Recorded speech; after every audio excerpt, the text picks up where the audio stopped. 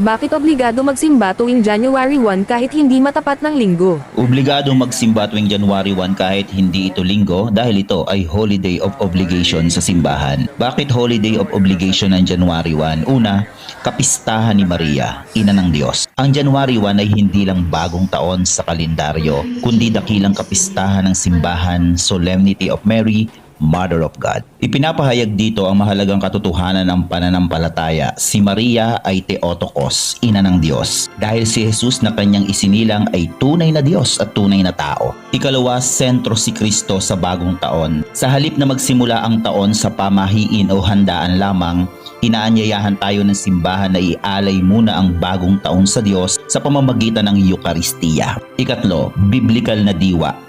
Ayon sa Lucas 2:16-21, si Maria ay kasama sa mga unang pangyayari sa buhay ni Jesus. Sa araw ding ito, ginugunita ang pagpapangalan at pagtutuli kay Jesus, tanda ng pagtupad ng Diyos sa kanyang tipan. Ano ang paalaala ng simbahan? Ang January 1 ay paanyaya. Pasalamatan ng Diyos sa nagdaang taon, ialay ang bagong taon sa Kanya at tanggapin si Maria bilang ina na gumagabay sa atin patungo kay Kristo. Sa madaling sabi, obligado magsimba tuwing January 1 dahil ito ay dakilang kapistahan ng pananampalataya, hindi simpleng tradisyon lamang. Magsimba po!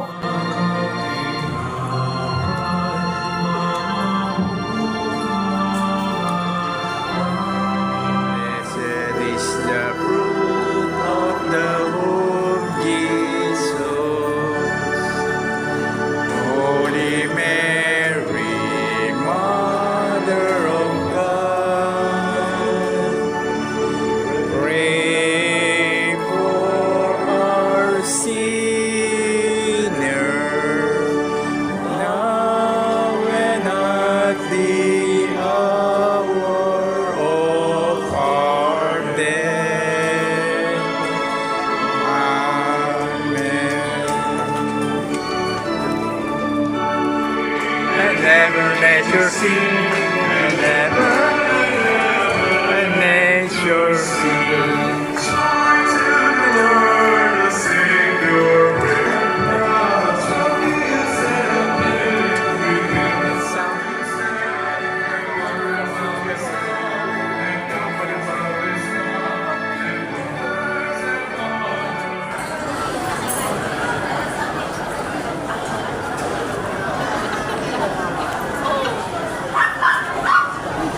thank you.